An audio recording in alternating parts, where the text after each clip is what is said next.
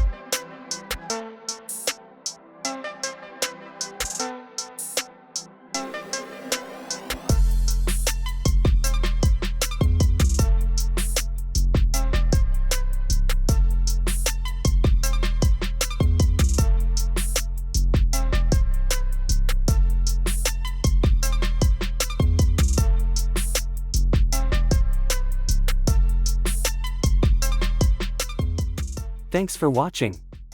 To support me and see more tutorials, please subscribe, like, and share your thoughts with me.